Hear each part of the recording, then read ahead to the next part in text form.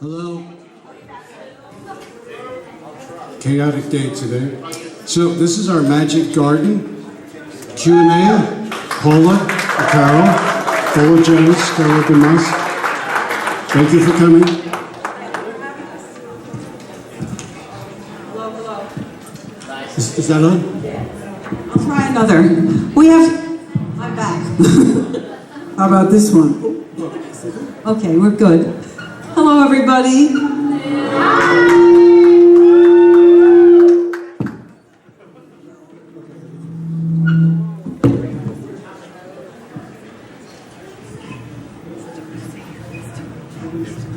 My husband is an audio engineer, and when I put a microphone down like that, he comes running and says, "No!"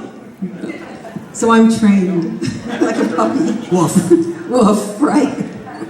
Sorry about that.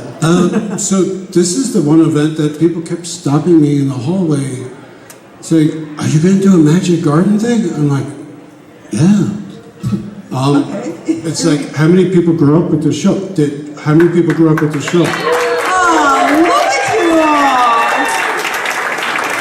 Thank you. That's wonderful. So, first question is, so how did it come about? The genesis of this? Well, I can start that, and then Paula, because we finish each other's sentences, so she can tell you the second half.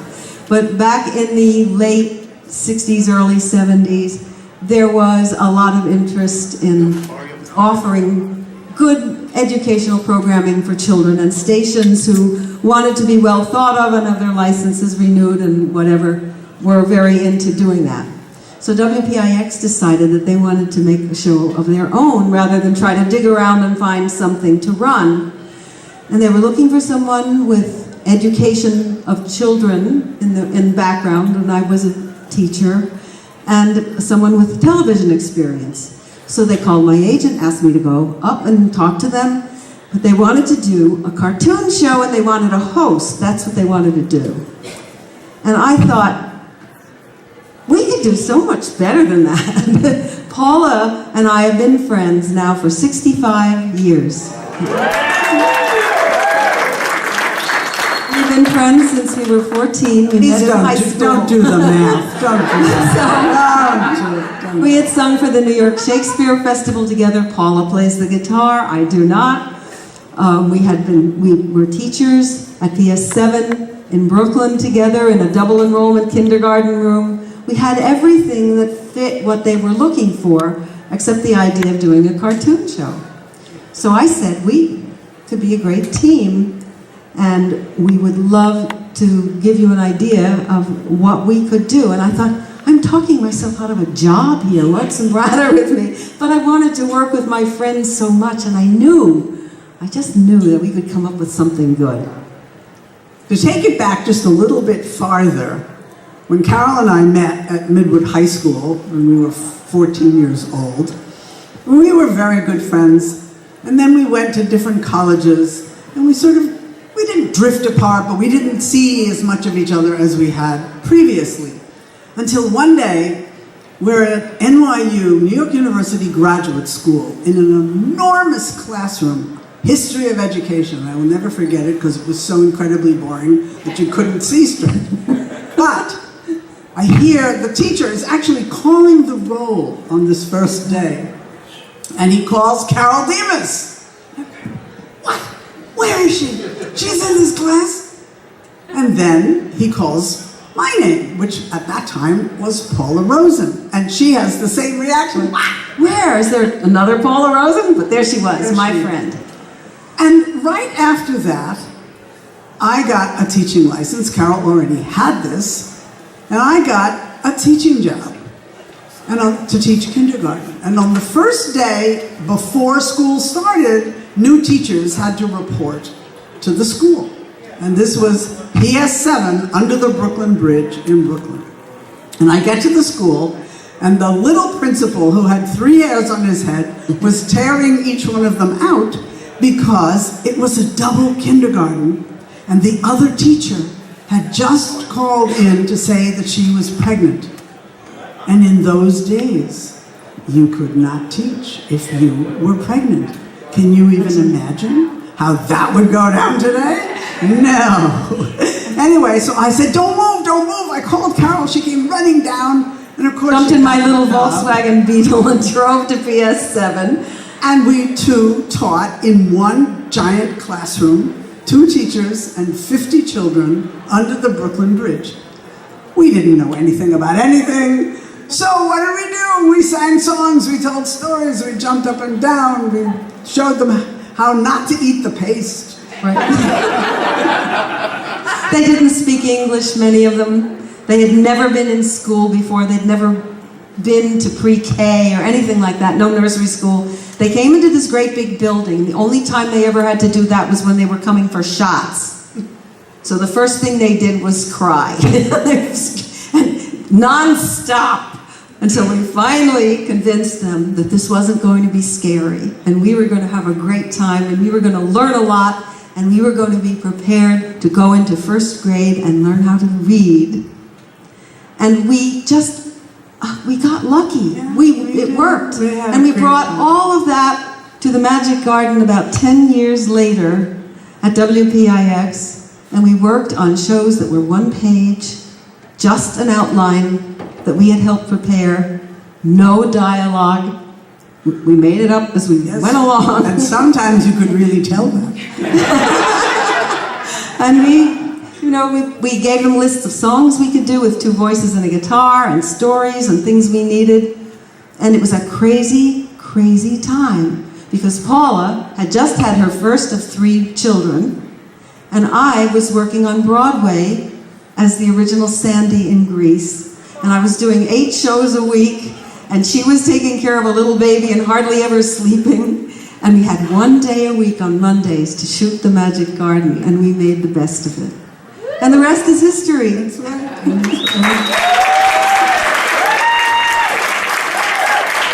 Aren't you sorry you asked that question?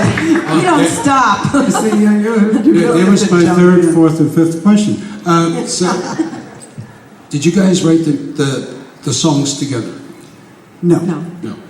But we did edit them a little and add to them, and never got credit for any of that because we hadn't were too figured out stupid how to copyright something. We just couldn't figure that out.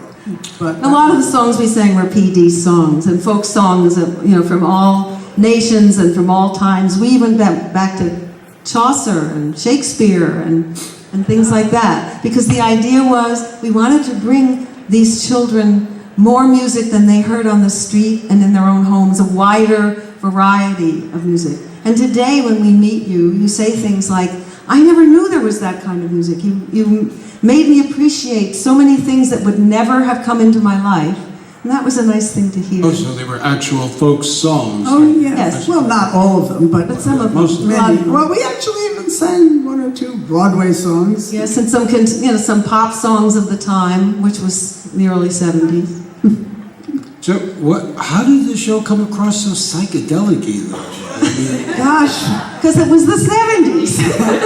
And there we were in our bell-bottoms with our little boots And a talking and the talking squirrel Yeah, right. and the mushrooms. mushrooms. Yes, Mushrooms. which Everyone was no, we were not eating them. And they were so sure of that. Everyone was sure. And there was never anybody who would be less likely to eat a mushroom than the 2 of us.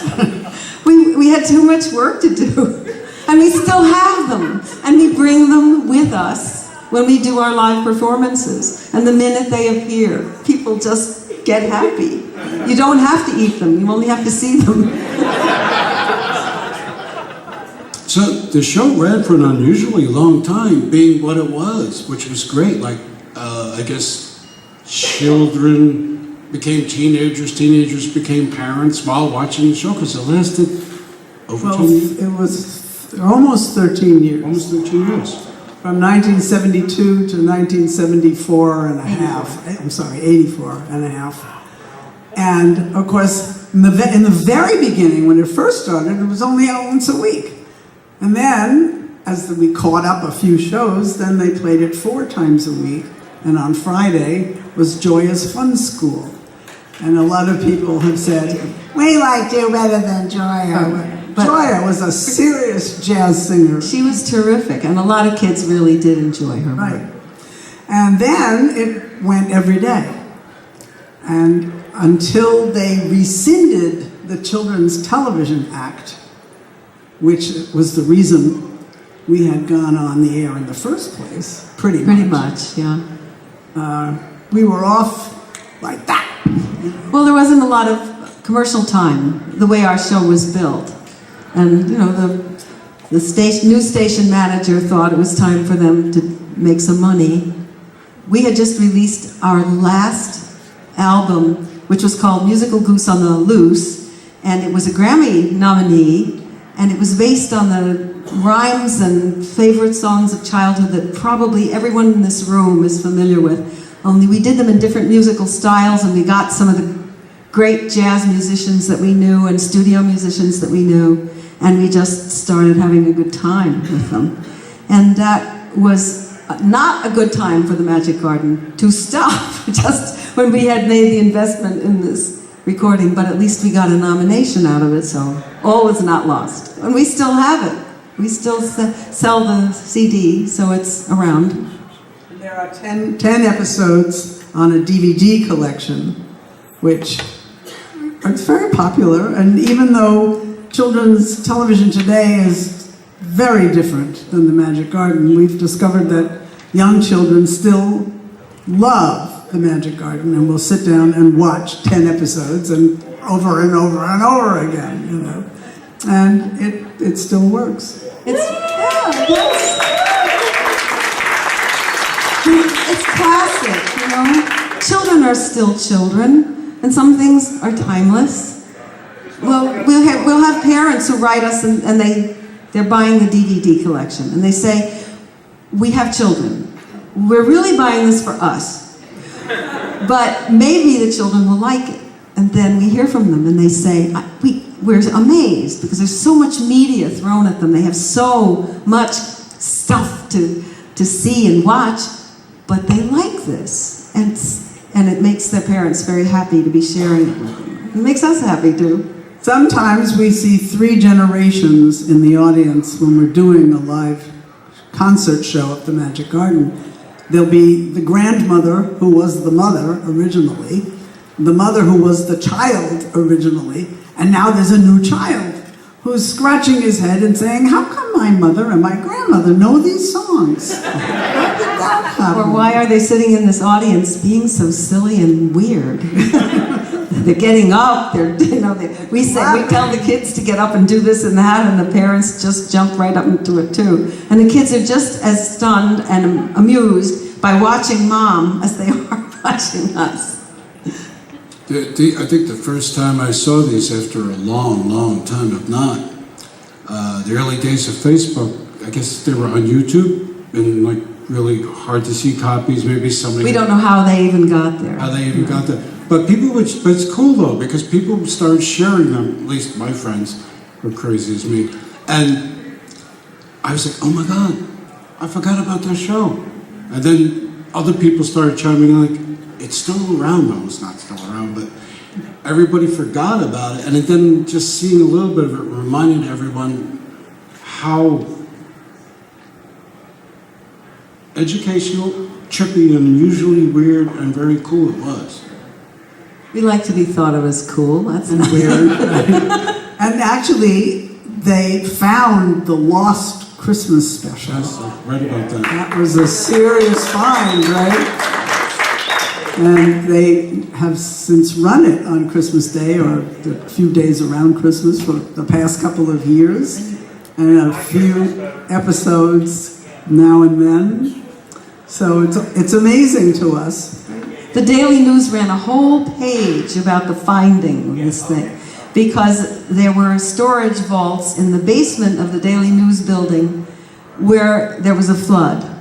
And some maintenance person came up to WPIX and said, you guys have some stuff stored down there, and we think it's probably damaged or going to be, so you better get down there. And everybody at PIX just looked at each other and went, storage vaults? They didn't know they were there, and no one had a key.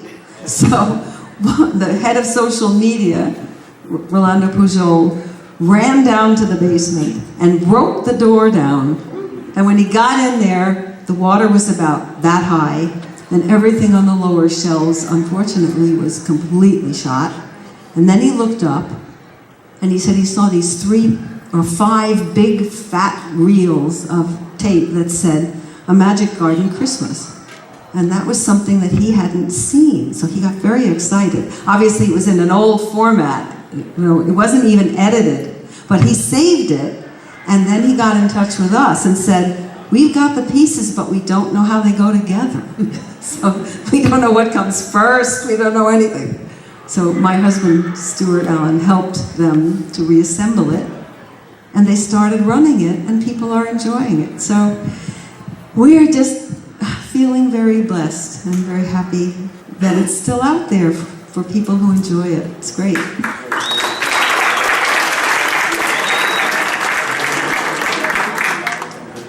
Yeah, sure. Does it, oh, boy. Yes, sure. What's your most memorable moment for each of you on set? Or performing? Wow. 47 years, that's a lot of moments. On the Magic Garden. I know, I mean in the Magic Garden. Well, some of the most memorable moments would be when we would open up the story box to tell the story, and we had told them what story we were going to tell, and they would put props in there for us to put on and tell the story. And there would be things in there that we had no idea what that was. And how were we even supposed to tell the story we thought we were going to tell with that? Is this what we told them? Paula would hold something up to me like I was supposed to identify it. I don't know what that is either. But so there was a certain mystery about it, which means that you always wondered what was in there, and so did we. There was another time, just to tell you another moment, when we had this cat that had kittens. Yes. And we were singing the Three Little Kittens song. And the mother cat decided that she didn't like where these little kittens were situated.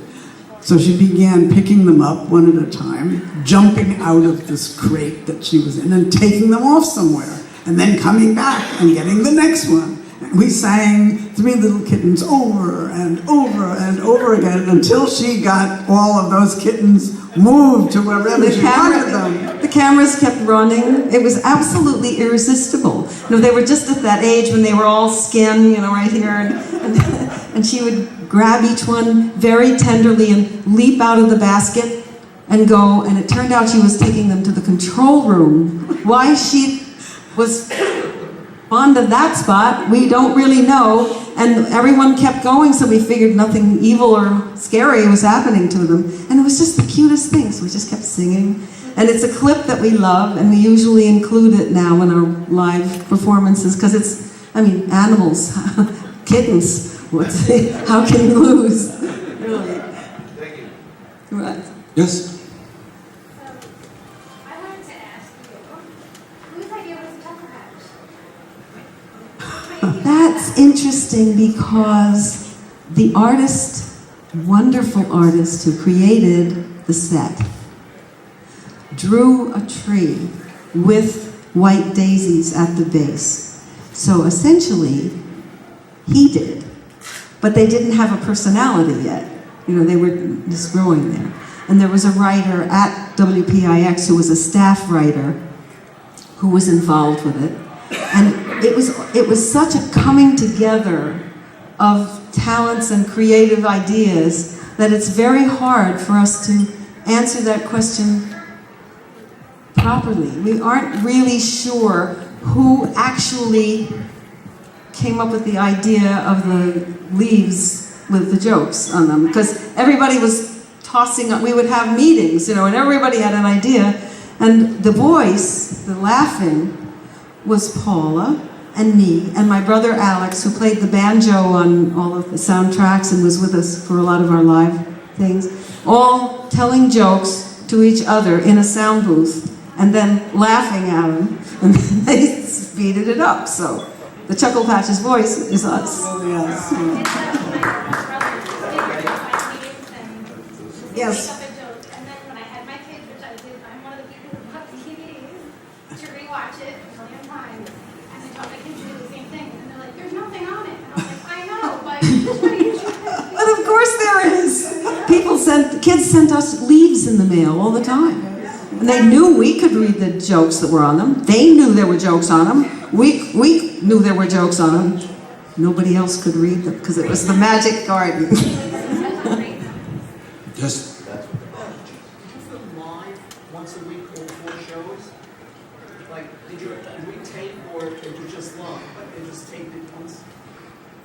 They taped it They were one show all a day, taped. and they were all taped. So you showed them every day and No, wish we could have, but you know, I was doing 8 shows a week. Paula had a baby.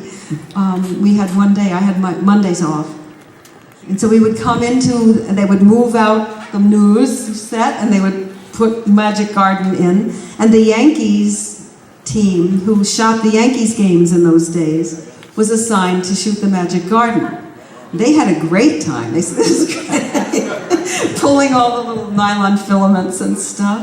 So we, and Paula would come to the theater, God bless her, with a baby on her back and a sandwich for me, and we would go down into the basement of the theater and figure out what we would do.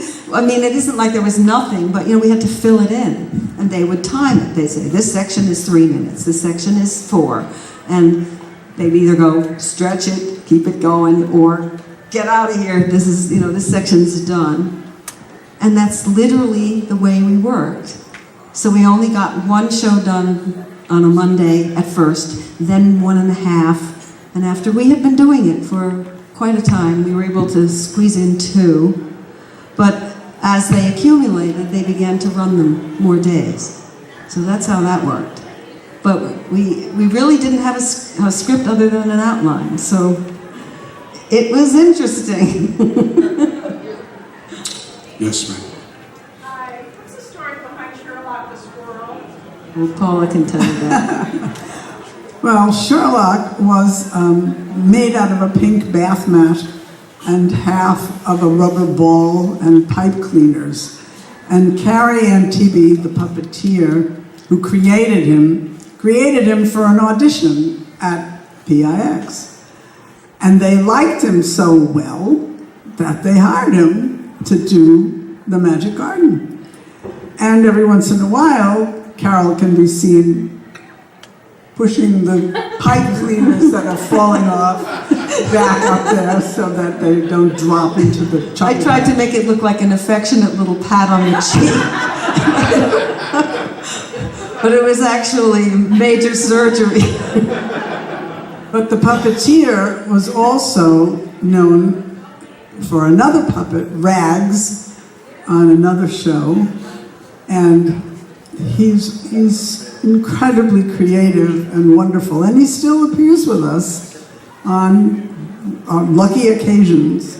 He'll be with us twice coming in the In fall. October, yes. We'll be out in Bayshore at Bolton Center, and we will be at Woodstock Playhouse in October. So you can find us on caroleandpaula.com or caroledemas.com. Everything we're up to, all the stuff we're into, you can find it there. Is there anyone on this side? No, he's just holding up his thing. He's just taking a picture. Oh, okay. Well, it did actually go across the country on something that was then called cable creep, which really meant that little cities all across the country that didn't have their own little children's television show, they could download it from the satellite.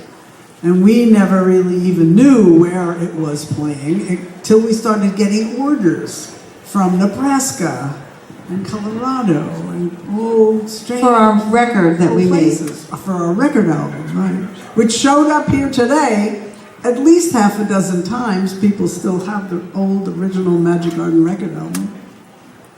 And so that's how it went, wherever it went. So I'm sorry to report, but Carole, wow, I don't agree either. We have to get back to your table. Do you want to sing us out with something, or? Do it. Yes,